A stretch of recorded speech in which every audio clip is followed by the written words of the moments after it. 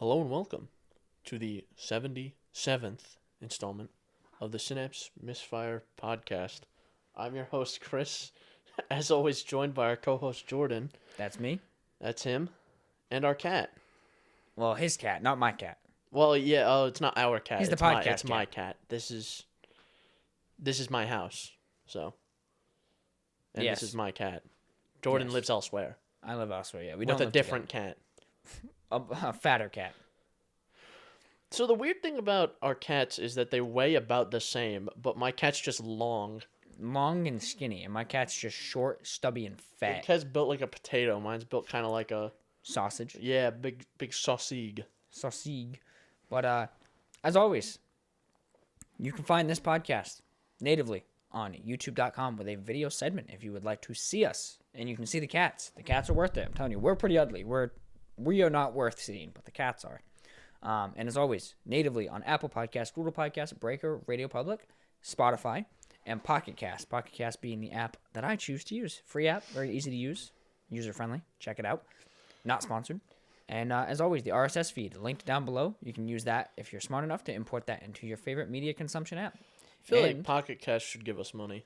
Pocket Cast should give us money. They should give me the free premium version where I can listen on desktop, which that'd be cool.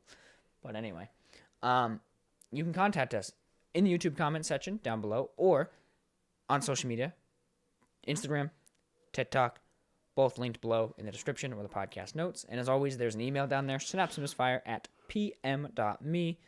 Shoot us your comments, questions, concerns, and death threats. We will read them out on the show, unless you explicitly state not to, essentially. So. Yeah. We will dox you against your will. Yes. Just kidding. But anyway, Or are we? the world may never know because we never get any fucking emails. Someday we're gonna get an email, and it's gonna be like from fucking Tim Cook, We're gonna get an and he's gonna email. be like, "You guys need to just kill yourselves." We're gonna get an email from Tim Cook, and it's gonna be a picture of him outside our houses. It's gonna be one to him. He's one sitting to in me, your Fiesta. One to me, one to you, and it's gonna be him outside your apartment door too. Not even the Not even building. the outside. Oh no. And it's gonna be like him in front of my room door. No, so ready outside. So outside of my office window, there's like a overhang because the second floor has like a little patio style Like a thing. balcony. He's gonna be fucking sitting on that, and I'll be in the background playing on my computer. Be in the background. He's gonna be sitting on That that. would be terrifying. Keep in mind, this is like 50 feet in the air. So then he's But he'll gonna do be, and then it's gonna be like a picture of like, because what I'll do sometimes if I'm making something in the kitchen, there's a sliding glass door that overlooks my backyard, and I'll pick up the cat, pick up Chunk, and we'll look out the glass door, and it's just gonna be a picture of me in my kitchen looking out the glass door. With Chunk. Oh no. Yeah, that's gonna be the email we get. Eventually, we'll get that. Will be our death threat, or it'll be you'll be sleeping. There'll be a knife to your throat. It's gonna be a picture of me sleeping, and Tim Cook has a revolver in my mouth. Oh shit, that would actually be. I'd pay to see that. But He could pull it off too. Honestly, I sleep so heavy. I know. It's an anomaly if something shy of a gunshot wakes me up. Which is surprising because we talked about this last podcast session where Chris mentioned he showed up late or whatever, or he hopped on late. A text message woke you up, Yeah, which never happens. which was unusual. Yeah, Yeah. So, some things do be like that. I'd be sleeping, you know. Be sleep. But Chris, what have we been up to in the 4 minutes since episode 76 to now? I don't know. Well, I stood up. I walked over there a little bit, sat down, kind of stood back up, walked back over here, sat down, and then hit record. I took a piss. How was it? It was decent. If you rated it on I've had better. if you rate it on a 1 to 10, 1 being like, oh, I was passing a kidney stone, and 10 being like, oh, Jennifer Aniston was sucking the piss out of me. Oh, it was like a 7 then. If the scale's that wide, Oh, so doesn't it's like the Richter scale. It's like it's exponential. yeah, pretty much. It's like 1 is like 100 times better than 0, and then 2 is like 100 times better than 1. Yeah, pretty much. So nice. So good quality 7. Well, I will have you know, 7 equates to fucking your exhaust. So not bad. I've done that before. Not bad. Yeah, no, yeah, it's good. It's pretty good. Yo, speaking of like fucking sharp objects, did you see that new and what is it? What company is it? Durex or whatever? The condom manufacturer. Did you see their new condom? No. Dude, they stuck. Do I look like the kind of person who purchases condoms? Well, no, but I saw it on Reddit. And they put a fucking cucumber in this condom and they stuck it in a bear trap. Oh, I did see that. Yeah. And it's a little baby bear trap, not even a bear trap. It's like a fucking rabbit trap. But anyway, it stabs into the cucumber, and there's maybe like a 1/4 inch. I thought we muted that. Oh, I fucking unmuted it for the thing. You goon. There's like a 1/4 inch of the cucumber left before it would have severed, but then they take the condom out and they just fill it with water, and it's just chilling. There's no holes. Don't they like cut it with a knife too? The cucumber. Yeah. And I have seen that actually. So like I want to know what that's made out of, because that must be. It must feel like nothing. Like it must be such a thick material that it's like 1.5 inches thick. It's like a fucking raincoat for your dick. It's made of like steel too. Oh my god! But so it's awful. Like they might as well just build in like a fleshlight or something, so you can actually at least get something going. It's an 1.5 inches of rubber, followed by a layer of 6-inch layer of concrete, and then a 1-foot thick wall of steel. And it also weighs 85 pounds. A 1-foot thick wall of steel. Oh, you said a foot thick? Oh, sorry. I think you said inch thick. Okay. No, dude, it weighs... Which inch thick of steel? It weighs like half a ton. Yeah, pretty much. You buy one and it bankrupts you. You buy one, it bankrupts you. And you need at least a dually to get it. You have to pick it up and throw it in the bed, and it'll squat the truck, and you have to drive it away. And then I don't know how you use it, but... You don't. It's a museum piece. Museum piece. Oh, dude, speaking of museum pieces, what about those fucking... old times before condoms were made, where they would use like goat intestines and goat bladders? Yeah, dude, be rough out there. How do you not get like a fucking virus? You probably did. That's the thing. Yeah, people probably got sick from that shit. They're just like they took this sheep intestine and they ran it through river water, and then they used it. Could you imagine? Just imagine. I want the audience to just sit back and think of you're thinking to yourself, you're like, man, I really want to fuck right now, but I want to avoid the potential for pregnancy. So here's what I'm going to do. The family goat. I'm going to take his rectum. I'm going to remove it. He doesn't really need it. I'm going to take his rectum. I'm going to stick my dick in it. But removed from the goat. I'm going to remove it from the goat. I'm gonna run it into the river, the same river that we bathe and piss and shit in. And we're going to run it through river water. I'm gonna wrap it around and then I'm just gonna use it. I'm just gonna wrap it around my dick. And then I'm gonna put that into my wife. And then I'm gonna put it in another person. Yeah, no, that must have been filthy. Dude. That must have been an interesting conversation. The first guy to be like, "Honey, hear me out." The first guy to do it was like, "Okay, check this one out. I'm gonna have to explain it. You just gotta listen. You gotta listen. You gotta listen to me." So I took this sheep intestine. Right? And then I put it on my dick. And now, I'm gonna put it inside you. What the fuck? No. It's gotta be where, syphilis came from or something. It's probably where Alex came from. You got, a very advanced syphilis immediately. Pretty much. You just put it on, and then you just shrink like a prune. You're like... you dry out. You turn into a raisin. Oh, no. It's like you were launched into a vacuum. Oh no! Like the vacuum of space, you turn into beef jerky.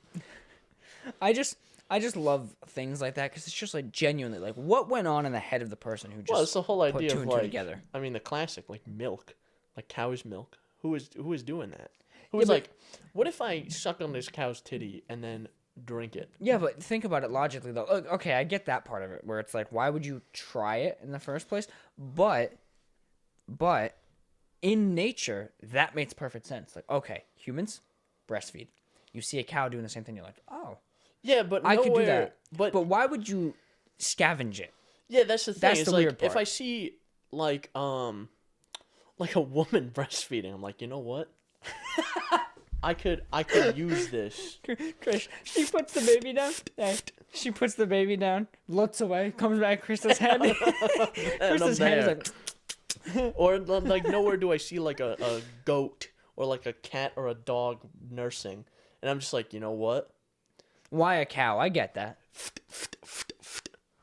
I get that. Do you think maybe like one day? Maybe it's just the cows that are the best, I guess. Do you ever And they think produce a shitload of milk, what too. it could have been is maybe they slaughtered a cow, like, yo, I want some beef, right? And they suck back And then the udder. some milk kind of got on the beef, and they're like, oh, let me just lick that off. And they're like, this shit kind of slap, bro. This is bussin'. That shit goes crazy. Hey, come drink this. Yo, he just slices the titties off and brings it. He's like, hey, check drink this this. out. Check this out, bro. See how there's 4 of them? Let's share it. Everyone get a little teat. Oh, shit. Yes. So that might be where milk comes from, you know? Maybe it's also like chickens. Like you think about chicken eggs and why that's a staple. Yeah. It's because there's something unique about chickens. I don't know if it's all birds of that sort, but I know chickens were the first ones that was discovered. Where if they have an abundant food supply, they pump out eggs every day. Yeah. But if they don't, they don't. Like every other bird. Yeah. Chickens will just mass reproduce So maybe eggs. it's like, if they have an abundant food supply, cows will always produce milk, and maybe that's what happened. They tried it with other milks, and were like, you know what? Goats don't make a sufficient amount to yeah. But a cow, you get like a gallon a day out of it. Yeah. Yeah, dude. Especially a big cow, like a big dairy cow. Yeah, that's true. You get a lot of dairy out of a dairy cow. I also want to know the first person who's just like, you see this egg? There's a child in there. You see this I'm just gonna brown... break it open and eat it. See this brown rock that came out of the chicken's ass? See this brown rock that this bird just shat out on the ground. I'm gonna put it in my mouth, I think. I'm gonna break it open and then I'm gonna suck back the yellow thing that's inside. Yeah, I don't know what it is, but I'm just gonna slurp it back in. So I feel like straight up fucking eating embryos, dude. I feel like also anytime you see yellow in nature, it always kind of indicates danger too. Yellow frogs, yeah. Yeah. So they Yellow see plants. something bright yellow and they're like, "Oh, I'm gonna eat that." I'm gonna slurp that shit back on the weekend, bro. Kicks his feet up after a hard day at the fucking mill and just woo gets all that protein, baby. So I think we've covered all our bases: condoms, eggs, milk. All somewhat related. Yeah. Yep. So that's the end of the show. That's not true. So what else is going on, Jordan? Do you have anything to talk about today? Do you ever have anything to talk about? Honestly, do you ever have anything to talk about? Because I feel like every time I talk to Jordan, I say, "Hey, Jordan, how are you today?" He just says nothing. He just looks at me and he says nothing. And then I say, Jordan, I have a question for you, and he just looks at me, and I ask him the question, and he just looks at me and he says nothing. Do you ever say anything? See? That's what I'm talking about. That's fucking guy. I'm sick and tired of him. So, Chris, my man. Yes. Chris. I almost just lost my digits there. Yeah. So, Dying Light 2. Is it out yet? There was some controversy, baby. Why? What happened? Because the developers went, you know what would be an epic gamer move? Oh, Let's boy. post just a static image of a background on Twitter with the title, Time to Complete Dying Light 2, 500 hours. Holy shit. So then the internet was like, there was 2 sides to it. There was there's probably like 3 sides to it. There was the people like, yes, 500 hours. I'm ready, baby. And then there was the side that was like, oh, dude, I have like a job. I was looking forward to this game, but I can't devote 500 hours to it. There's the 2 camps. It's like me when I was like 15 or 16, and then me now. Yeah. And then there was the cynical camp 3 that was like, that's not true. That was like, well, not even, they're like, oh, well, that's cool, but how much of it's like good? It's probably all shit. Like, if it's 500 hours, it's probably 10 hours of good stuff and then just like bullshit. Well, I also, that's kind of my perspective where it's like, well, maybe that's not exactly it. My perspective is kind of like, that's an inflated number. Pretty much. So then Tetland had to go, oh, fuck, we just like destroyed the internet. Let's fix this, and put out a follow-up that said, main story, 20 hours. Side quests and main story, 80 hours. Completionist, all trophies, all side quests, all collectibles, all endings, 500 hours. Which is like not atypical for a game like that. Like I know if you 100% Witcher 3, that's like an 800 hour thing. Yeah. You do everything, all the side quests, collect all the Gwent cards, and do like all the monster nests and all the fucking treasures and all the like random things. Even like Red Dead 2, you know, That's like an 100%, it's 800 like a hour 100-hour game in its own, you know? Yeah. If not more. I still have my save sitting at like 92%, and I have like probably 120 hours into that save or something. Something ridiculous like that. Probably even more. Yeah. It's just that Rockstar Launcher doesn't let me keep track of it. Yeah. So it's got to be a ton of time. Yeah, they kind of broke the internet with that. I'm still looking so forward to the game. I will be honest with you. When I saw 500 hours, main story though, that's like kind of short, right? For the development that they're putting into it, isn't there like major branching paths to every single thing? Yeah. I feel like 20 hours is kind of short. So, all right, apparently I'm not crazy. I was just going to say, maybe I'm just crazy, but I saw the 500 hours and I was like, okay. I was the smart type where I understand game development. I was like, okay, cool. They're saying 500 hours to fucking do everything. Like, the main story is not 500 hours. There's no fucking way. So then when they did a follow-up, what I expected to see was, like, main story, 35, 40 hours, side content, like, 90 hours. And I was like, okay, that sounds good. And then I saw 20. I'll be honest, I kind of went like, ooh, that kind of sucks. Like, that kind of blows. Maybe there's like it's 100 hours of between main story and side quests, and then there's the extra for completing everything. There's an extra thing where it just starts a 400-hour timer, and you have to play the game for 400 hours, and that's how you get the last thing to get 100% completion. Pretty much, yeah. Pretty much. That sounds about right. It sounds like modern game development. But yeah, I saw the 20 hours and I was just like, I'm still excited because, okay, 20 hours and then it says 80 hours with all the side missions.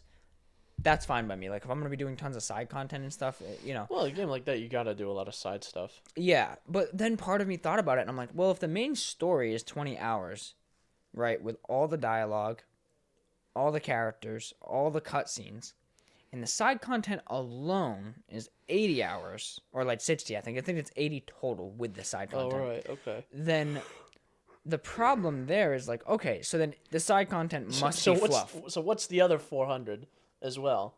Yeah, like collectibles and all the endings, basically, is what it was saying. Because that's like, I feel like that's just a pain in the ass then. I think that's where the real fluff comes in. Is the repeat. Yeah. I was like, well... I gotta play this game 30 times or how many ever endings there are. Mm-hmm. And then I have to spend an enormous amount of time finding little things around the map, little trinkets. Yeah. Which I hope if there are trinkets, they're like story relevant, like notes and stuff. Yeah. I don't mind those as much. It's just like collectibles. But there is going to be some degree of fluff. There's not any game that has such an expansive narrative with expansive side quests and stuff where there isn't any fluff. Yeah. Red Dead 2 has fluff. The Witcher 3 has fluff. Valhalla is mostly fluff. Valhalla's mostly fluff. The like Witcher 3, I've noticed there's some quests where I play and I'm like, oh, that's it. And then there's some side quests I play and I'm like, this was an amazing side quest, genuinely. I met new characters, saw new things. It was awesome. There is a side quest in Blood and Wine called Paper Chase, where there's a bank account open in your name. Someone stops you on the road. And it's an intro that makes it seem like it's just a filler quest, a fluff quest, and it ends up being like really funny. No. It's just you go to the bank and it turns out, because back in the lore, like before the games take place, Geralt technically dies and then he comes back. Yeah, he gets stabbed by a kid, right? With a pitchfork. Yeah, and so he comes back. So the bank account is from before that. So they're like, oh, sorry, but the account holder is dead. So you have to do all this paperwork, and that's the whole quest, and that's really funny and interesting. But the setup is like for a filler quest. Anyway, filler quests. There's got to be some degree of filler. I would think there's probably. I have high hopes for the developers because they talked about like their metrics and stuff for like how many voice actors and voice lines and stuff, and it sounds like they said they have over 500 speaking characters and then Wow. like another 500 non-speaking. So they have 1,000 characters you'll see and things. So I'm like, okay, that sounds cool on paper. And I have high hopes for them, but there's also in Dying Light 1. If you go through that, there is a lot of quests that are like, oh, you need me to get something, like fetch quests. Yeah. But Dying Light 2 also does some pretty honestly cool I'm sorry, Dying Light 1 does some pretty cool shit with some of their side quests. Like there's a side quest which, if you fucking complain about spoilers, the game's like fucking 9 years old. But anyway, there's a side quest where this guy's like, hey man, I need you to go to my shop, get something, because it's infested with zombies, and if you can, bring me a gun as well, so I can, do whatever. Yeah. And you do this, and you're like, all right, man, that's cool. And then you leave and come back, and they're like, bro, he shot someone and left. Like, he just stole someone's kid and fucking killed the guy. Like, what the fuck? And you're like, oh, shit, I kind of fucked that one up. And then, in the main story, there's a portion of the main story where you transition from one map through a sewer system to another map, and then the two become interconnected. If you did that quest prior to, he's in that sewer system, and you can find him, and you're like, bro, really? what the fuck happened? And he's like, oh, and he explains, like, my bad, a whole thing about how, like, they were actually about to kill him, and he was just trying to escape with his son, and you're like, okay, fine, whatever. But, like, it all ties in, and they do that for a couple things. Not to mention the DLC they released, the following or whatever, was really fucking good. Really good story. So I have high hopes. Fingers crossed. Jordan, we'll see. I can't believe you spoiled that side quest for me. I was about to play that game. I can't believe it. You ruined it all for me. Well, shit happens. But, actually, what's funny is our boss, I'm waiting for him to approve some goddamn time off so I can play Dying Light 2. That's a Jordan move, taking time off to play a video game. Yeah. So you're confident it's being released? Yeah, they just did the last developer diary, where they showed more gameplay. Dear diary, today I developed. Goodbye. No, they showed gameplay finally from the console version, something Cyberpunk really should have fucking learned from. Yeah. They showed gameplay on the PS4, the Xbox One, the PS5, and the Xbox Series X, and they showed the comparisons, and you can tell it's pretty legit footage because, like, you look at the PS4 and I was like, oh, that looks like shit. I looked at it and I'm watching a YouTube video, so I'm kind of like, all right, I can't notice the minute stuff, but I immediately was like, oh, that's 30 frames. Like, I could tell now that my PS5 does stuff at 60 and my computer's always been ahead. Now I'm really honed into 60. That's the thing that happened to me. The same exact thing happened to me when I first started playing on PC. I would play PC, and then I went to someone's house and I played split screen Black Ops 2 Zombies on the 360, and I'm like, that's like 20. I'm like, this maybe runs like shit. I thought, I was like, is this? Because I said to him, does this look bad to you? He goes, no, it looks fine. I said, it just looks fucking weird to me. It just feels like it's lagging. It doesn't feel right. Mm-hmm. Yeah, no, for real. Like, I saw the gameplay, and like I said, it's a YouTube video, but it was 1080 60. Yeah. And I was like, oh yeah, that's definitely, like, if you showed me that comparison without titles, I would have said that's, last gen, that's next gen, or PC or something. Exactly. And I could tell, I was like, okay, that is definitely 30 frames. And then it jumps to PS5, and you could see, like, better lighting and stuff. And I feel like that's definitely... I think that's definitely a comparison that more developers have to do in video games. If they're going to release cross-gen like that, they have to. Cross-gen especially, and like even just console to PC, like, this is what the console version looks like. This is what the PC version looks like. And if you're going to show fucking PC gameplay, please show us what the fuck the specs are. Don't just say, this is the PC version. Oh, yeah, that too. And then they don't tell you that that's the PC version running at 60 frames with a 3090 Ti. Like, or it's like, this is the PC version. And we ran it on a machine with like a Ryzen 9 5800 or 5900X and a 3080 or something. More devs. There's a new trend in gaming, by the way. I don't know if you've noticed, but Far Cry 6 did it. I want to say Valhalla did it, and Dying Light 2 has done it, and God of War did it. If you go to the Steam page and you go down, there's a graphics options chart, and instead of saying minimum and recommended like Steam does.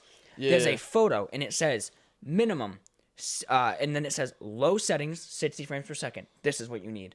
Recommended, high, 60 frames per second, 1080p. This is what you need. Then it shows 1440. Then it shows ray tracing. They need to do that. That's more things like more game devs have to do. They have to do that. Especially if it's like a AAA thing, they got someone who can do it. Yeah, because how Steam Games usually does is it doesn't say anything, it just says the specs. Some developers, there's a note section. Yeah. Some developers will say, recommended, and then it will say like 1440p, 60 frames per second on high settings. Exactly. And then it will say like minimum low 30 frames per second on 1080p or something. And it does that. But this is way better. And that is truthfully, I looked at that chart, and that has been what made me decide not to get Dying Light 2 on PS5, because I was like, okay, I know the PS5 port's probably going to be fucking solid. It's a console game. It's going to be rock solid. Yeah. So I looked at the chart, and it said high 1440p, 60 frames on mine. I was like, okay, cool. Now the deciding factor became to what I wanted to use. So I was like, okay, I could use a keyboard and mouse on my PlayStation, but then I have to fucking move the wires and this whole damn thing. So now I'm like, all right, cool. This game I know will play better with a keyboard and mouse, but if they told me I would be running it on low at 60, then I wouldn't have got it. I would have got it on PS5. But now that it says without ray tracing, I can run it at 60 frames, I'm like, all right, cool. I'm buying it on PC. I'll use my keyboard and mouse. So more devs need to do that, because it gives you kind of the buying power. In a way, you get to know what you're really about to buy. So. And then they have to hold that promise too. It can't just be an unoptimized piece of shit. So Dying Light 2, full specs thing, that's pretty good. Full transparency with specs and platforms and stuff, and a lot of content seems like. There's a lot of content, so I'm really looking forward to it. And then we still have Sifu. Do they talk about how many endings there's gonna be for it? I think they've said it. So I have avoided the dev diaries. So I don't want. I'm the type of guy who goes, oh, that's a trailer for a game coming out, like Marvel Spider-Man 2, for example. Trailer, cool. Know it's coming, buying it. Well, I did similar thing with Red Dead 2. Like, I saw like a Reddit post that said, like, it was, like, Rockstar Games announces Red Dead 2, and I said, releasing on this date, and I said, awesome. And then I shut my brain off from Red Dead 2. Yeah. I'm like, I know I'm buying this. I don't want to hear anything about it until I play it, and I was successful. Yeah, but you're not always like that. Like, if you did that with Cyberpunk, for example, you'd be incredibly disappointed, right? Most people would be anyway. So with me, with Dying Light 2, I've looked at the specs. I've watched one dev diary that talked about the story and how there's, like, no guns, because this is supposed to be hundreds of years after the apocalypse, so guns are no longer a thing. It's cool. Heavily focused on melee, and I was like, okay, cool. I think that makes sense. Yeah. For being hundreds of years in the future of an apocalypse. Done. That's it. That's all I've checked. And then, obviously, the graphic comparison. So there's, like, for example, I think last week, they posted a photo of the skill tree. Didn't look at it. I'm like, I don't want to see the skill tree. I want to see the skill tree when I get there. See what the skills are, what you can do, because you can build your character to be faster or more, better at melee than running, or better at parkour than melee. And you can just kind of spec yourself. So I'm like, all right, cool. So you can specialize in a specific skill tree. Yeah. So to make your character better at certain things. Yeah.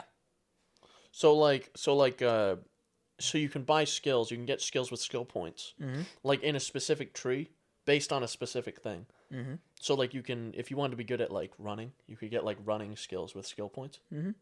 That's I don't think I've ever seen that in a video game before. Fucking crazy. That's crazy. Fucking crazy. So that's how they announced it. They're like, yeah, it's 3 branches. I'm like, all right, cool, done. Don't need to know anymore, man. I just want to go into it. I want to go into it, fucking dive right in, head deep. So. Yeah. I'm hyped. I'm excited. I hope it doesn't backfire. You'll have to let me know how it is. I will.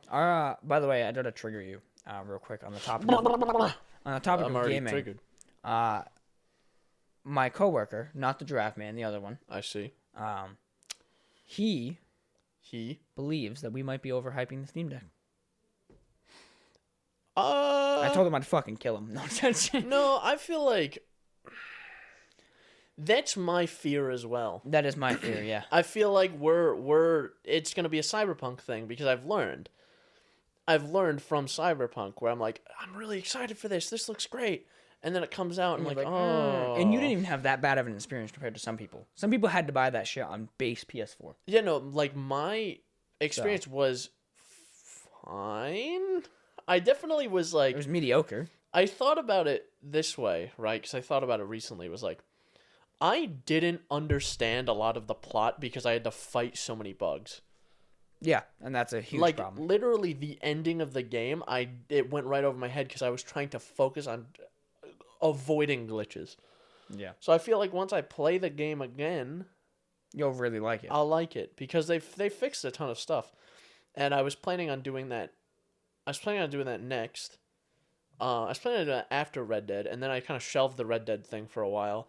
Now I'm playing Witcher, and then I want to play God of War.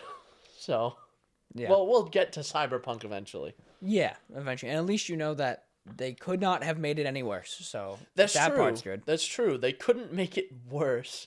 But overhyping the Steam Deck. I'll talk about that in a second. I just I want to add something to the notes so I don't forget.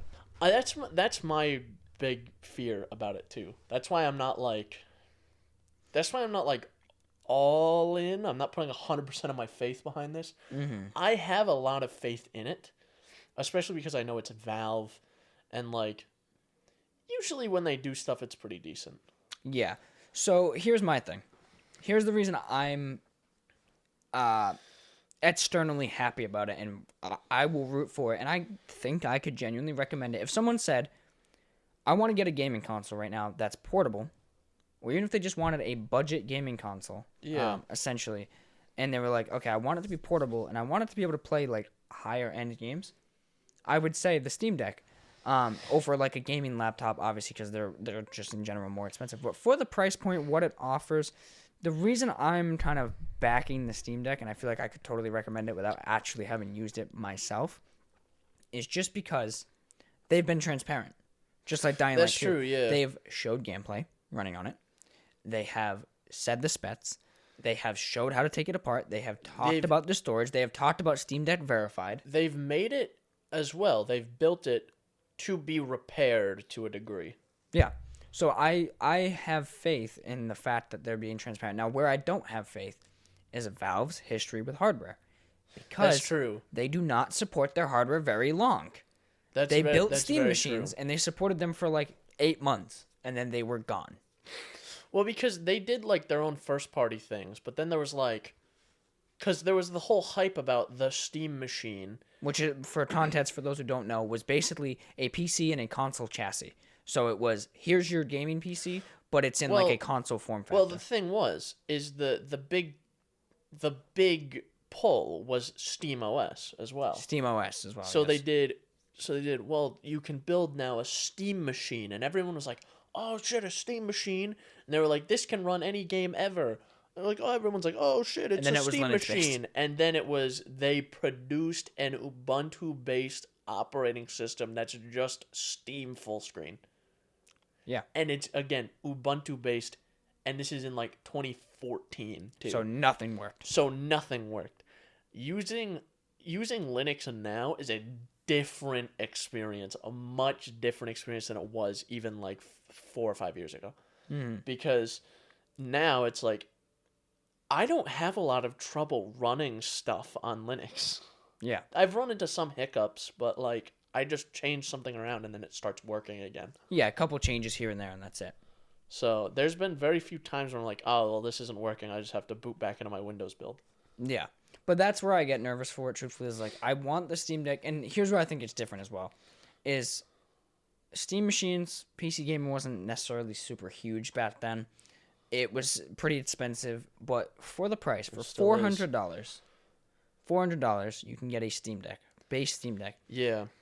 This is going to be like the Quest 2, in my opinion, of PC gaming, where the Quest 2 is like, here, let's take VR, where it's thousands of dollars, you need tons of space, you need cameras, you need wires, you need a high-end PC or a whole console. Goddamn thing. Let's put that in a mobile form factor. Let's dumb it down, because it has to be. It's a mobile form factor. Let's make it super cheap. Let's sell it at a loss. Let's get fucking millions of people on board and sell this shit. And that's where I think the Steam Deck is different. Well, but to that point as well is they have to do a decent job of dumbing it down too. For the average user. Yeah, because they're marketing this to a very wide audience, and a very wide audience isn't apt to have Technical much knowledge. Linux experience as well. So I don't know how much Linuxy things they're going to bake into this. Well, from what I have seen in some of the breakdowns, they've very much said, out of the box, you'll turn this on, it'll take you into a Steam login, and you will just be in Steam. That's it. Now, if you want to go the extra mile, you can break it in. Is a very, very limited experience, which is a good thing in that case because it is again a Linux-based operating system, which can get very, which you can demanding. get way in the weeds with. But Android is also a Linux-based operating system, and everyone can use it. Yeah, but it's fairly limited in its Linuxy things. Yeah. So I feel like if they obviously you can delve into Linuxy things, but I feel like if that's the big thing that it hinges on is like how much they, I guess, abstract or hide the Linux portion of it. Yeah. No, I agree. I think they need to make a user-friendly UI, kind of like the Nintendo Switch. The Nintendo Switch UI is pretty streamlined. And if it's just like Steam Big Picture, then yeah, it's good enough. Then it should be fine. It says library, it says store. You select it, you go. What they should do, in my opinion, is they should do something similar to what Quest does, or Oculus does, or whatever, with the Quest, where you have your mainstream Quest games that are all approved, backed up, and then there's the secret backdoor into App Lab, where it's all like That's what I was just beta gonna say. stuff. That's what I was just gonna say. We cannot be seeing these fucking stupid hentai games you see on Steam. We cannot be seeing that on the front page of the Steam Deck. Well, that yeah. would be an immense failure. Well, yeah. So, But the I was gonna say it. What I thought was gonna be the exact same thing, but a similar thing, where they have they're known working. they have their like experience, their UI, that's like, this is Steam Big Picture. This will work for, 90% of the people who want this thing. Mm-hmm. And then if you go into like settings, you can enable like Linux desktop mode or something, and it pops up like a big warning that's like, hey, this is going to drop you into a full Ubuntu-based Linux desktop with Steam running. Do not do this unless you really know what you're doing, and then that'll be fine for the other 10%. They can pop into like a desktop, and it'll pop you into like a regular DE desktop environment that you would have on Linux. Yeah. It'll pop you into like GNOME or Mate or like a fucking XFCE or something. Yeah. No, yeah, I agree with that. And I think it also needs to be something where like you're not locked in there once you're there. Like maybe there should be a setting like once you've done that, once you think of it as developer mode on Android, how you go into developer mode and you can fuck with all these things. It should be something like, okay, once you've gone into Linux once, there now is a setting, an experimental setting that says, would you like to boot into Linux Home every time? Yeah, something like that. So you can get a full Linux desktop experience. Yeah. As well as making it safe and easy to use. For Jimmy, who's pressing buttons and gets into a Linux Home and he's stuck. For the dumbass kid who's going to buy it, or just someone who doesn't know anything about Linux. And somehow gets stuck in there and now they're like, oh, shit. Accidentally checks something off and is like, oh, shit, now I have to type shit into a terminal to make the things work. Yeah, so like with a normal reset, like it should just take you right back into Steam. After power cycling, it should take you right back into their proprietary OS, not OS, but UI. But I think that's the biggest thing that it hinges on. Yeah, is the user friendliness. Yeah. It needs to be user friendly, which I think they're going for. I mean, the Steam Deck verified program, like as a PC gamer, think of how you're treated as a PC gamer.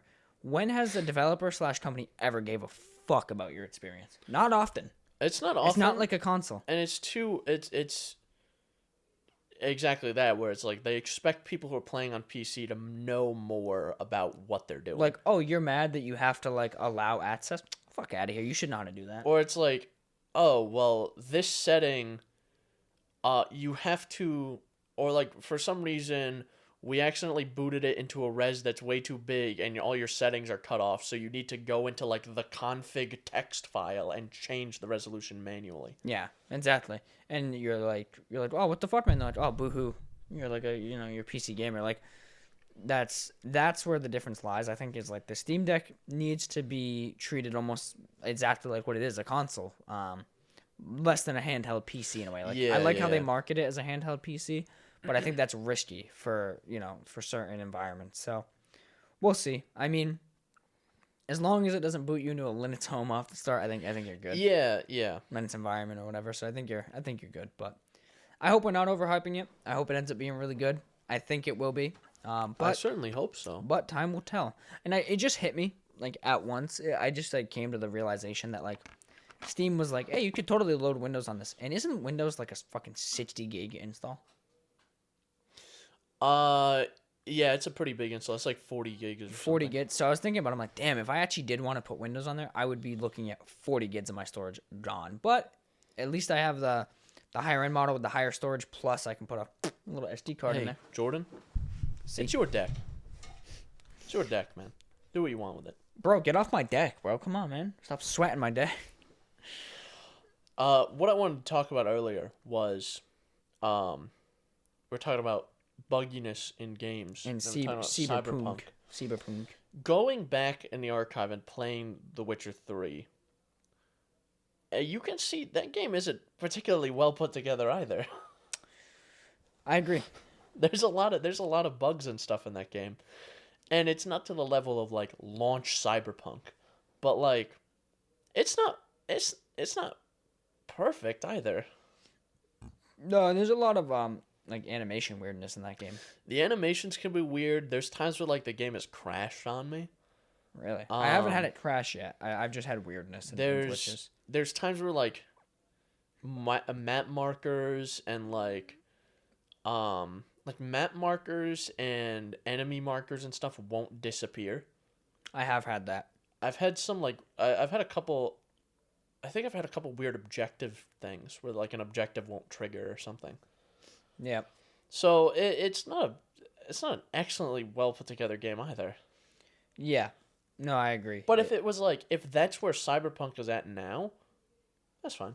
That's a perfectly fine experience. There's nothing particularly game breaking. There's a couple things. Because like at the most, like at the absolute worst, you just have to reload your save.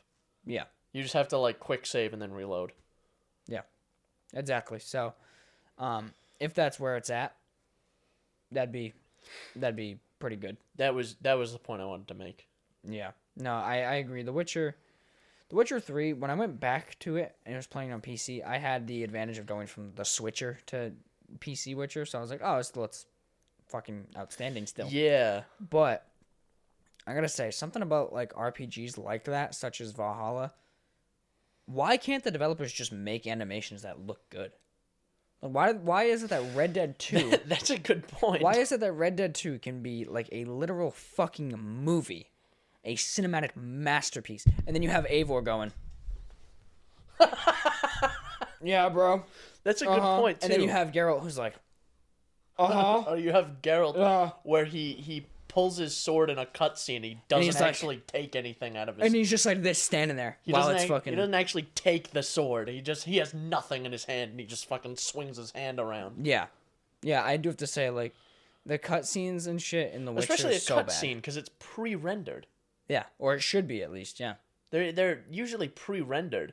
The only thing they kind of put in real time is like if your character has like a different outfit on. Yeah, like the problem, like cutscenes in that game, like you'd get to like a boss encounter, and Geralt would like pull out his sword, and it's just the jankiest looking thing. You're just like, what the fuck is this? Yeah, it is interesting to think about. I just don't understand why how they don't do that. How games do that sometimes, and it's always, at least from what I've seen, it's always like the same genre of game. It's always that big fuck off RPG. Skyrim does it. Valhalla does it. Odyssey did it. Skyrim this too. game does it. Skyrim, I think it's a pass because Skyrim was before like mocap was really huge in video games. When did Skyrim come out again? 2011. 11? This is when before like mocap was really big in video games. 11. When the fuck did The Last of Us come out? The Last of Us was one of like 14 fucking big ones that made mocap. And I imagine every scene in Red Dead was mocapped. Oh yeah, I'm sure every single scene was. And I would be surprised if pre-Witcher 3 CDPR had the resources to mocap everything. Yeah, I would assume they probably didn't. And I would be surprised if Ubisoft wanted to mocap everything because they're like, oh, we got to make this game, but we got to make it within 6 months. So we don't have the time to mocap everything. We'll just animate it. Pretty much, yeah. And it, dude, I'm telling you, like, that's the one thing that, above glitches, above really anything, like, Valhalla for me, I just, like, kind of hate the character interactions. Like, Eivor's face and his, like, outfit and stuff. It's like, wow, this is like a really, really sharp looking game. Like Eivor's scar looks so realistic, and like the way his eyes shimmer. And then you get to like a cutscene where he's like talking to someone, and it just fucking rips you out of the emotion, because you're just like, what the fuck's going on? Because Eivor will like cross his arms and like shift side to side, and he just looks like he's like ready to fucking T-pose. And you're just like, what is this dude doing? Like, I don't get it. But that's like my biggest complaint with games like that. Like when I play The Witcher, and the part that I left off on was in the bog with Johnny. Yeah. And I'm just like, man, everything about this scene looks like really good, except for the characters. They look like shit. They move like shit. They act like shit. Like, what is going on? Well, yeah. I don't know. So I think it's the resources for mocap. Like, mocap is a different game. Yeah. If it's done well. Yeah. It's like if you have good enough tracking points, it's gonna look pretty good. It's just crazy when I think of like the big budget games. Like I understand, CD Projekt Red pre-Witcher 3 launch was small. They still kind of are. Ubisoft, like you said, they wouldn't devote that amount of time to it. But like, I think of the animations in Red Dead 2 or The Last of Us 2, and I'm just like, that's a person. That is a person, and it's so good. And you don't, not once in Red Dead, during a cutscene, you're just kind of like, ooh, the fuck was that? Yeah, these people move weird. Yeah, like I'm always just like, yeah, those are just two fucking gruff men talking to each other. Those are two people. But in The Witcher, I'm just like, oh, I just got ripped out of the immersion because I'm just like, Geralt just fucking T-posed momentarily, or like crossed his arms and they like clipped through his fucking chest. I'm wearing right now I'm wearing the Grandmaster Woven school gear, and it has this collar, this big collar on the shirt, like on the armor piece. Does his fucking head clip through it? That goes around, and Geralt's chin clips through it when he looks around. It's so annoying. I hate shit like that sometimes, dude. So freaking frustrating. Actually, I thought of a game that we both didn't really like recently. The Mass Effect remaster. Yeah, it's on Gamepass now. Oh, really? So I was thinking about giving it another shot at some point. I guess. I bought it, and I'm like, yeah, I'll get to this. And then it took me like a couple of months to get to it. And then I got to it, I'm like, oh. Yeah. I should have played this earlier because I would have refunded it. Yeah. Yep. No, I might give it another shot, but also, well, I paid for it. I might. Yeah, but it's not very high on my list. But I refunded Far Cry 6. Really, that's another game. I never even launched it. Because I bought that game and I'm like, yeah, I'm gonna play this, and then I played for like an hour, and then I'm like, oh well, I'll play this again, and then I picked something else up. Yeah, no, I refunded Far Cry 6, but I never even launched it. You know why? Why? Because I'm fucking hyped for this, because as you know, I play a lot of Ubisoft games. But Microsoft and Ubisoft partnered, baby. All Ubisoft games coming to Game Pass. Every single one. All the new ones, yeah. Rainbow Six Extraction's coming day one. Far Cry 6 coming. Valhalla coming. All of them. They're merging Game Pass, like they did with EA Play, with Ubisoft Plus, which is their subscription service that gives you all their games. I might as well just kill myself now. So. You know how many monies I spent on those games? So, I refunded Far Cry 6, and I'm just waiting for it to come to Game Pass soon. So I hope they don't do it like EA in a way where there's tiers to it, because EA will let you play most of their games, or like a good amount of them, and then like all the good and new stuff, they're like, you gotta actually have EA Well, Plus. It's like if you kick us another $5 a month, maybe we could do that for you. Yeah, which I really hope Ubisoft doesn't do, man, because they have Ubisoft Plus that they're merging, so they could do the same thing where they're like, here's some Ubisoft games, but if you want like Far Cry 6 or the Valhalla... Think about who you're talking about. I know. Ubisoft. I know. Ubisoft. Yeah. I looked at my cock for reference. Ubisoft. So there's definitely going to be some kind of trickery that goes on. I'm sure there is, but I'm still excited though to see what they do. Plus, in all fairness, I bought Far Cry 6 on a sale, under the impression like, all right, I'll get to this. I'm not going to get to it for a long time, and by the time I do, I'll probably be able to get it for $4 fucking. That's also the thing too, is I'll buy a game, because then I have the intention of playing it, and then I'll pick something else up. Because I do a lot of like replaying of games. I replay games a lot. Yeah, my voice is cracking, man. My mouth is dry. I'll play a game, and if I like the game, I'll play it like 4 times. Yep. Like Red Which is Dead not 2, something I I've usually played do. like 3 times. Witcher 3, I played like 3 or 4 times. Mm-hmm. So if I like a game, I'll play it a few times. Yeah. You know what game actually that I'm still into it. Like I still really like it, but it's like fucking waning on my sanity. What's that? Fucking Judgement, dude. Why? It's just like unnecessarily fucking long. Is that right? I just want to beat it. I'm like, can we just move the story? There's just so much fucking exposition that it's ridiculous. Move this along, please? Like my goal is to beat it before Dying Light 2 because in truth, when Dying Light 2 comes out, nothing else is getting played as long as it runs and I can actually run it. But if I can play the game and get it to run well and there's no fucking game breaking issues, I'm not playing another game besides maybe Vanguard like late at night until I'm done with it. Until I'm like, okay, I'm putting this game down. I'm gonna be like sucked into that game. You're gonna download the game on even launch Sifu day. might be an issue. You're gonna download the game on launch day.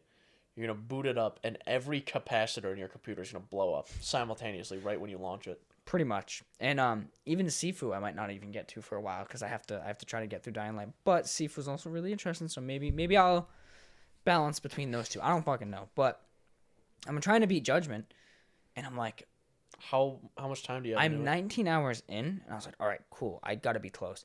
And then I looked at time to beat, and it's like, yeah, main story, 38 hours. I'm like, oh my god, bro, I've been playing this game for 3 months, and I'm not even halfway there. Sometimes it is nice to have a short game, like Alan Wake, dude, or like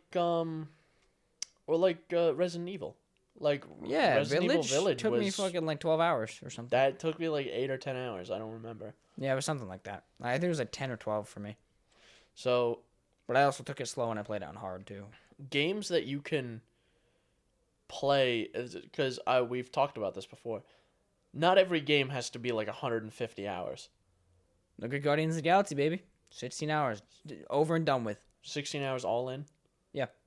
There's no like additional stuff that you can do. No, it's just the main story. Like, you could probably get more collectibles. That's about it, but there's no other content. Like, I beat through the main story. There's no side missions. There's nothing. It's a linear... Yeah, I'm trying to think of a game that doesn't have that, like, just extra bullshit to pad out the game. Like, that's come out recently, I mean. Yeah. Yeah, I don't know, to be honest. But, yeah, like, Guardians of the Galaxy, I sat down, played it over the span of a few weeks, beat it. 16 hours, done. Just sitting there in my Steam library now, waiting for maybe DLC or something. I imagine there's probably like some investors or someone with money who has their hands in this, saying like, well, the devs or the writers bring this script to them, and they say, well, we have a really good story here, and we think with gameplay it will take around 10 hours to complete. And like 10 hours. You're gonna need to put at least another 30 or 40 hours into that story. Yeah, 10 hours. No one will pay $60 for 10 hours. So now they're in this spot where like, oh, well, we have this really high quality we story. have to ruin our story to make the game longer now. Yeah. Or we have to come up with like 180 side quests. Yeah. No, I agree. I agree that's probably how it goes, because game developers usually want the best product. It's the management and the marketing. Yeah, like and I feel like the higher ups that kind of ruin it. I feel like if Resident Evil Village was like a 40-hour game, I wouldn't like it. I would not have beat it if it was 40 hours. Yeah, honestly. If I didn't blitz through it, like, it was a perfectly fine game. Like, it was a perfectly fine length. I don't feel ripped off. I'm not like, damn, I paid $60 for it. Like, no, I was like, this is a fucking awesome game. Yeah, it's an experience. Yeah. Yeah. So that's what I think is going on. Yeah, if I had to guess. Yep, that would kind of make sense. So, we'll see.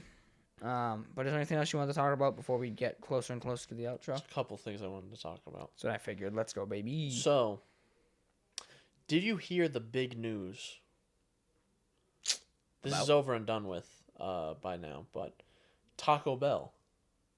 Actually didn't. I can guess what it's about, but I haven't heard anything. Because I wrote the exact thing on the notes.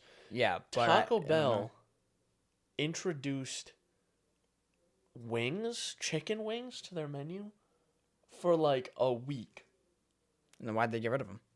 I'm fairly certain because fast food places do this a lot, where they introduce like a limited run product And they sample it to see what and then they sample it. But this happened too with the fucking the McDonald's like Szechuan sauce thing. Yeah. They release it as like a limited release, and they don't do a ton of media coverage about it. And then, like, the internet gobbles it up, and then they get people who are pissed off because it's just supposed to be a trial thing. That, like, they send a little bit of the product their way to see if customers actually want it.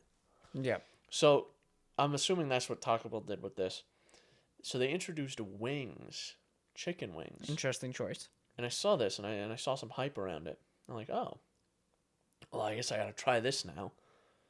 So, I went to Taco Bell. This was 3 days after they're supposed to launch. 3 days into the 7-day period. I went there, and there was a line around the fucking Taco Bell. So I get in line. I'm like, oh, well, shit. These wings better be good then. And I'm waiting, and I'm in line for like 25 fucking minutes. And I placed my order, and then at the end I said, can I get an order of the wings too? And they go, yeah, we don't have any more. We ran out. Now, and like, I was like, oh, okay, I'll just have this instead. But I know for a fact this guy answering the drive-thru got yelled at about that. I know for a fact someone had to have been yelled, like some customer yelled at him about it. Yeah. Which I genuinely don't understand. And I was thinking about this on the drive home. If a customer gets mad about it, it's not going to make more wings appear. Yeah, if they ran out, they ran out. And it's not that guy taking the order. And it's not his fault. So. Yeah, he didn't order the wings. He didn't throw the rest out. Like, yeah, I don't ever like escalate interactions with food service workers because I don't have that kind of time. I don't want to put that kind of effort into any interaction, to be honest. If there's like an inconvenience at a food place, I'm like, oh, whatever. Let me talk to this person and straighten it out. You know why? Because I'm an adult, right? So people don't, but I know for a fact someone in that line had to have yelled at him about it. I'm waiting here for 20 fucking goddamn minutes. 20 minutes yelling at the goddamn chicken wings. Like, okay. Do you know why every other schmuck is here? Probably because of those fucking wings. Okay. Do I remember asking? Telling you, I feel like fast food workers should have like a pardon. They should be allowed to assault customers. I feel like, honestly, it should be a situation of like, if a customer's being an asshole, businesses at large should get rid of that customer's always right thing. Mm-hmm. Because that's not a general business thing. That's a sales thing. So you're supposed to encourage the customer, like, oh yeah, you're right about this and that, so that they buy stuff. But like in service, like any service industry, food service, retail, mechanic service, carpentry, like contractors and plumbers and things like that, that doesn't apply. No. But they should ditch that where it's like, oh, we're all about the customer. If the customer's being a dick, the person behind the counter or whatever should have full authority and agency to be like, you're being an asshole, get out of here right now. Yeah. And if I see you back at this place, I'm calling the police. Yeah, no. You need to get out of here now. And that's something that like carpenters and plumbers do well too, where like if you go to a job site as a carpenter in general, at least in my experience when I would go to job sites with my dad and stuff like that, if the customer is like, hey, you're doing that wrong, and they'll just leave. Yeah. Like, all right, cool. Give someone else the job. Bye. And listen, I know what I'm talking about. You don't. So you hired me. So shut your goddamn mouth. Yeah, you hired me to do this because you, in fact, do not know how. So don't lecture me on how to do it. Or even with food service, it's like, listen, you yelling at me is not going to make the food come out faster, or it's not going to make more food appear in my freezer. I don't know what you hope to accomplish here. Leave now. Yeah. And I'm not helping you. Yeah, I think that should just be like a general service rule. I think that's a big thing they should implement in general. Or like even with like product customer service lines or like customer service emails, if they have like a phone call someone and the person's being a dickhead, like genuinely like a dickhead, yelling at the other person, whatever. It's just like listen, I'm not gonna help you if you yell at me, and just hang up. Try calling us back when you mature a little. Yeah, call us back when you're not gonna yell at me. Yeah. So. Yeah, no, I agree. I don't generally get confrontational like at all. Like in general, I'm just it doesn't make sense to really. Yeah, I mean there's very few interactions where you should be confrontational. Yeah. Gets nothing done. Usually leads to a worse outcome. That's true. You just make everything worse. Yeah. So, speaking of things that are made worse, this is only somewhat related. My dad sold his truck recently. He had a Ram 1500. He sold it. Oh yeah, correction to that episode where I said it was a Hummer. I heard that over Discord and I was wrong. It's not the Hummer. It was a Ram. Sold his Ram, and he got a new truck, and it's a F-150 stick shift. It's 5-speed, and he looked at it or whatever, and he was like, "All right, we're gonna go pick it up," and for some reason, he was like, "Hey, I was excited about it, to be fair. It's like, oh, the stick shift truck, I like it. He's like, you test drive it. I'm like, all right, sure, whatever. And the guy selling it was like, yeah, you know how to drive stick, right? I'm like, yeah, my daily's a Fiesta ST, of course I know. And then every other vehicle I've driven that had a manual transmission went like this. You put your clutch all the way in, and you let up quarter of the way, around halfway sometimes. It starts to grab, and the vehicle lurches forward, and then you kind of put more throttle and you let it out, and then there you go. You're going. No, this truck has none of that. It grabs right at the top immediately. Mm-hmm. So I wasn't prepared for this. So this guy's with me. He's talking about the truck, and I start to drive, and I just drive like absolute shit. And I just made a dang fool of myself. Just made yourself look like a fucking imbecile. Yeah, that's what I'm saying. So, this is the thing about that, though, is like, if this same exact scenario happened like 5 years ago, I'd be devastated. I would be inconsolable. And now, honestly, I forgot about it until this morning. Yeah. I remembered it because then I looked at the truck because I was showing Jordan, and I remembered it. I went, oh yeah, and then you laughed about it. And then I laughed at it. My dad gave me a hard time about it, but yeah. So I just made a dang fool of myself. But who cares what he thinks? You know what I'm saying? Yeah, I mean, you drove it pretty much fine with me. I mean, I did because now I knew what to expect. Now you know. It's just something new. So. The same thing can be said about, this is a weird analogy, but my computer. The mouse I have, the Razer Naga, the only reason I have that mouse is because it has 12 buttons on the side. And I've used the wired version of it for years. So I could not get myself to use a Logitech like G502 because it was different. I'm the same exact way with the 502. I've had a G502 in some capacity since like 2015. Yeah, and it's too different for me. I couldn't use it, so I ended up waiting, and they finally launched a wireless version. I had my wired one, and I have the wireless one now. Yeah, I was just talking about last episode how I was doing really good on Vanguard. Give me your mouse, put me on Vanguard, I'll immediately do worse. Immediately. So it's the same thing as an adjustment process. Yeah, it's just an adjustment process. So it obviously just sucks when you're in front of someone and you're like, I got this. And then exactly, I'm like, yeah, I know exactly what I'm doing. And then you don't. It'd be like me being like, Chris, I'm nasty at Vanguard. Boot it up. And then I boot it up and I get shit on. You play it. And you play it. And you go 0 and 50. You can't even And I go, weird. Last night, those numbers were like swapped, man. I swear. I swear I know what I'm doing. Might just be the dyslexia. Shit. But yeah, is what it is. Sometimes you win some, you lose yourself. Some. Yeah. But now you know.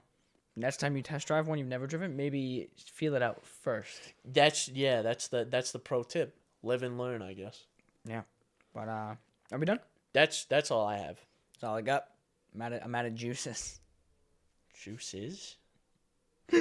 This kid and his juices, this kid's fucking weird.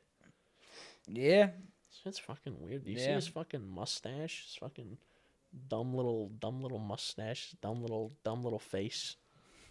I hate him. Ah, shit. Anyway, are we fucking finally done? I don't even know what to say at this point. Yeah. All right. So, if you like the show, be sure to subscribe to the YouTube channel, or if you listen on a podcasting app, give us a follow or subscribe, whatever your friggin' app calls it. And as always, as a reminder, find us on YouTube, video portion. You can see us. You can see my dumb little face, my dumb little mustache, and Chris's big dumb little gut. That ain't little. Yeah, I literally said big dumb little gut. Fucking idiot. Anyway, you can find us natively on Apple Podcasts, Google Podcasts, Breaker, Radio Public, Spotify, and of course Pocket Cast. That's my app of choice. If you know what you're doing, take your RSS feed, put it in your favorite media consumption app, and you can listen to us there.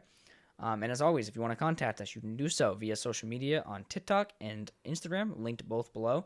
And as always, via email, synapsemisfire@pm.me. Send us your comments, questions, concerns, and death threats. Fun fact, our boss now says that in meetings with higher-ups, and he's probably going to get fired for it. That's true. He did say that. He told me that. So, sorry. But, yeah. Anyway, let us know. And, I have to pee. My neck kind of hurts. My back kind of is not working. That fucking treadmill. Jordan slipped a disc. He's got a hemorrhoid. Or what do they call it? A hemorrhoid? Not a hemorrhoid. I meant to say A hernia? Herniated disc? No, a herniated disc. That's Yeah. what I was going to say a hemorrhoided disc. It's just But a I knew fucking that wasn't- rectum sticking out. But I knew that wasn't right. What is it? Prolapsed? Dude, when I found out what a prolapsed rectum was, things have been different ever since.